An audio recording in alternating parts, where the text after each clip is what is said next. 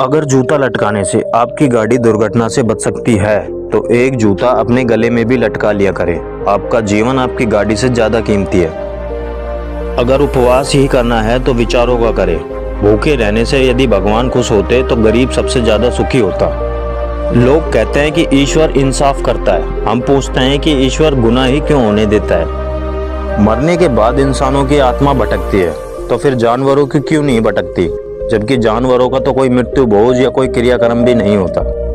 कुछ लोग कहते हैं कि काला रंग अशुभ होता है। अब इनको कौन बताए कि स्कूल का काला बोर्ड जिंदगी के सारे रंग बदल देता है। मंदिर मस्जिद में ताला लगा दो, जिंदगी में कोई फर्क नहीं पड़ेगा, मगर सिर्फ एक दिन के लिए हॉस्पिटल बंद कर दो, हकीकत सामने आ जाएगी। मेरे लिए प्रकृति ही ईश्वर है, विज्ञान ही सत्य है, इंसानियत ही धर्म है और कर्म ही पूजा है। मंदिर के बाहर लिखा था अपने सामान की सुरक्षा खुद करें, और मंदिर के भीतर लिखा था भगवान की मर्जी के बिना एक पत्ता भी नहीं हिलता। हम भी गंगा को मानने लग जाए अगर गंगा पाप धोने की जगह पापियों को सजा देने लग जाए। सिर्फ दरवाजे पर शुभ लाभ लिखने से कुछ नहीं होगा। शुभ विचार रखिए, अपने लिए भी और दूसरे के लिए भी, फिर लाभ होगा। देवी देवताओं को घर में रखने के बाद भी भरोसा सिर्फ ताले पर किया जाता है। बाजार में से खरीदी हुई मूर्ति के सामने हाथ जोड़कर धन मांगते हो। अगर मूर्ति धन देती तो दुकानदार इसे बेचता ही क्यों।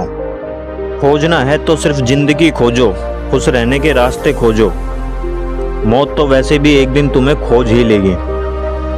जब भगवान को प्रसाद चढ़ाते हैं तो सब में बांटते हैं, तो भगवान को चढ़ाया पैसा सब में क्यों नहीं बांटा जाता।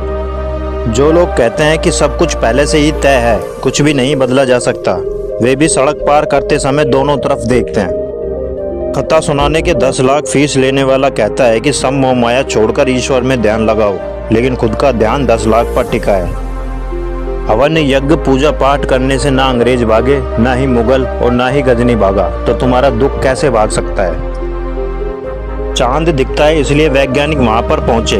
यदि स्वर्ग और नरक दिखता तो वैज्ञानिक वहां भी जाते। इंसान को मारकर धर्म की रक्षा करने से बेहतर है धर्म को मारकर इंसान की रक्षा करे, क्योंकि इंसानियत ही धर्म है। प्रकृति एक मंदिर है, लेकिन अंधा मनुष्य उसे देख नहीं पाता। मैं लिखता हूँ अंधविश्वास के खिलाफ, लेकिन लोग मुझे भगवान के खिलाफ मान लेते हैं। इसका अर्थ हुआ कि अंधविश्वास ही भगवान है। खुश रहना एक कला है और इसे सीखा जा सकता है। अगर आप जीवन से कुछ चाहते हो तो उसे पहले खुद में पैदा करना होगा। हर कोई दुनिया में कुछ नया करने के लिए पैदा हुआ है, ना कि किसी और की नकल करने के लिए। सच्चा